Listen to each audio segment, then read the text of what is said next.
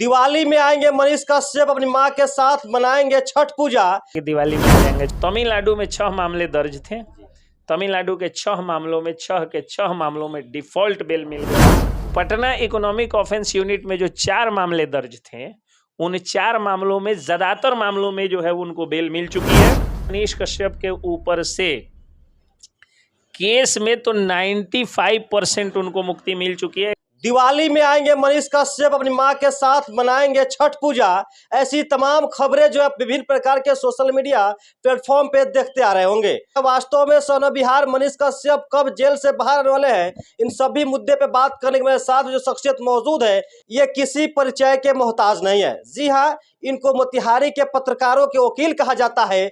खुद तो वकालत करते हैं, साथ ही साथ उन भ्रष्टाचारियों के खिलाफ आवाज बनने का भी काम करते हैं, आवाज उठाने का भी काम करते हैं। यानी कहे इनके बारे में तो ये वकील सह पत्रकार एसके पंकज भैया हैं। इनसे बात करके पूरी जानकारी बताएंगे कि वास्तव में सोना बिहार मनीष कश्यप से जुड़ी अपडेट अब तक क्या कुछ है, मनीष कश्यप कब तक जेल से बाहर आ जाएंगे। सबसे पहले सर आपका स्वागत है मेरे चैनल में। बहुत बहुत स्वागत और धन्यवाद आपका कि आप जो है रूलिंग पार्टी के विधायक का क्लास लगा देते हैं और हमारी इतनी तारीफ आप कर रहे हैं। हमको विधायक से भी बड़ा बना दिए। मेरे जैसे गरीब आदमी को, छोटे आदमी को आप लोग इतना प्यार सम्मान देते हैं, ये मेरे लिए आप इस सम्मान के लायक है। सर नेता नहीं है, क्योंकि आप लोग जो वंचित, शोषित, दलित, पीड़ित की बात करते हैं सर, और लोग सिर्फ वोट बैंक की बात करते हैं। जी जी। चलिए अब बातों के सिलसिला को हम जारी करते हैं। सर ये बताइए कि सोना बिहार मनीष कश्यप का अभी तक क्या कुछ अपडेट है सर?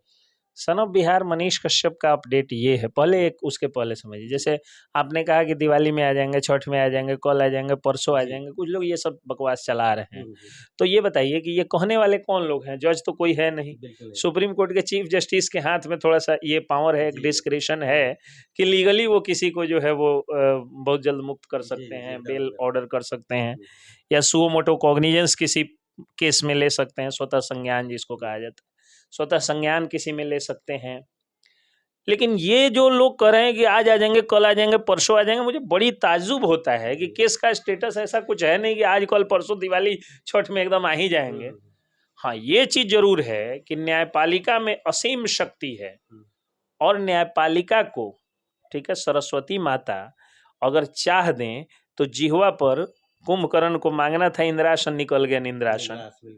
तो वो जज की कलम पर सरस्वती माता कब बैठ जाएंगी, हनुमान जी कब सवार हो जाएंगे और क्या लिखवा देंगे, कोई नहीं जानता है। पूरा जजमेंट लिखाते लिखाते जाएगा, अंतिम में रिहाई का ऑर्डर पास हो जाएगा। ये तो ऊपर वाले के हाथ में। बिनु हरि कृपा तृण नहीं डोले, बिना जो है वो भगवान की कृपा से तृण नहीं डोलता है। तो कहने का अर्थ ये है कि प्रभु की कृपा, उस अल्लाह की कृपा, उस वाहिगुरु की कृपा से कब क्या हो जाएगा कोई नहीं जानता है। लेकिन जो केसेस का जो स्टेटस है वो मैं आपको बता रहा हूँ, और उस हिसाब से ये सारे प्रोसेस कितने दिनों में पूरे हो जाएंगे ये मैं बता सकता हूँ आपको। तो सबसे पहले चाहूंगा कि बेतिया कोर्ट का जो मामला है उसे बताएं। शुरू से ही बताता हूँ कि पॉजिटिव खबरें कहाँ से आ रही हैं। तमिलनाडु में 6 मामले दर्ज थे। तमिलनाडु के 6 मामलों में 6 के 6 मामलों में डिफॉल्ट बेल मिल गया।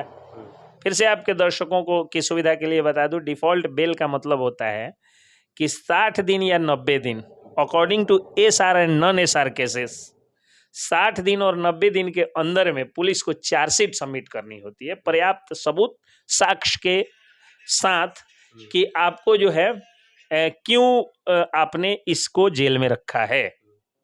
अगर पुलिस पर्याप्त सबूत साक्ष्य के साथ चार्जशीट नहीं दे पाती है तो फिर उस 60 दिन और 90 दिन के बाद अपने आप बेल हो जाता है कि भाई आपको बेल दिया गया, आप अपना जनरल जो है वो लाइफ आप जीने का काम करिए, और जनरल लाइफ के बाद फिर आपका केस चार्ज होगा। जब फिर आपका जब जो है ट्रायल में आएगा मामला, उसके बाद आपको अगर दोषी होंगे तो सजा मिलेगी, निर्दोष होंगे तो फिर बाइज्जत बरी हो जाएंगे। अब अगर ऐसा हो कि जेल में रख दिया जाए, ट्रायल तक वो आदमी जेल में रहे, तो उसके जीवन का जो 2 साल 4 साल 5 साल 1 साल 2 साल गुजरा, उसकी तो कोई वापसी नहीं कर सकता है, तो नहीं कर सकता है। तो इसीलिए तमिलनाडु, तो फिर जुडिशियरी ने क्या किया, कहा कि भाई आप 60 दिन या 90 दिन के अंदर जो है वो पर्याप्त सबूत साक्ष्य के आधार पर चार्जशीट नहीं लाए, इसलिए आपको स्वतः बेल दिया जाता है, आपको जो है वो डिफॉल्ट बेल दिया जाता है। तो 6 मामले में ये डिफॉल्ट बेल मिला हो। अब आ जाइए 4 मामले पटना में। हाँ, पटना इकोनॉमिक ऑफेंस यूनिट में जो 4 मामले दर्ज थे, उन 4 मामलों में ज्यादातर मामलों में जो है उनको बेल मिल चुकी है। एक आध मामले में जो है वो बाकी है। एग्जैक्ट अभी वेबसाइट पर अपलोडेड नहीं है, अपलोडेड हो जाएगा, मैं आपको जानकारी दे दूंगा। ठीक है, तो उसमें भी बेल मिल चुका है और सब सिविल कोर्ट से बेल मिल रहा है, तो बेल मिल चुका है।